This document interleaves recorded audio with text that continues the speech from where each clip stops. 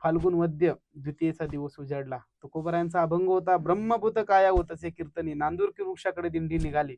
देहू गावातून मुख्य मंदिरातून भगवंताचं दर्शन केलं आणि दिंडी निघाली.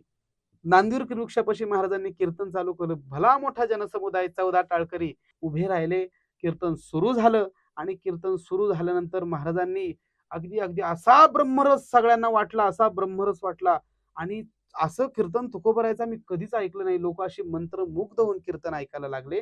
आणि ते कीर्तन करत असताना तुकोबरायांनी अंतकाळी विठू आम्हासी पावलान कुडी सहित गुप्त झाला तुका. महिपती महाराज म्हणतात, भला मोठा प्रकाश पडला, सगळ्यांचे डोळे दिपले आणि त्या ठिकाणी भगवंताने गरुड येतो फडतकारे नाभी नाभी म्हणे तरी मुकुट कुंडलाच्या राशीत ये लोपला गवस्ती तुका झाला असे संतुष्ट घरा आले वैकुंठ पीठ. तुकोबरायला ते दिसत होतं की मला आता त्या ठिकाणी विमान न्यायला आले.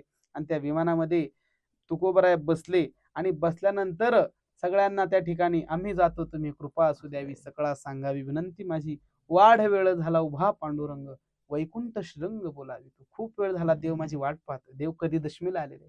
विमानामध्ये तुकोबराय बसले आणि बसल्यानंतर सगळ्यांना त्या ठिकाणी रामराम केला. तुकोबराय नमस्कार केला आणि त्या ठिकाणी तुकोबराया फाल्गुन वद्य द्वितीय दिवशी गुप्त झाले.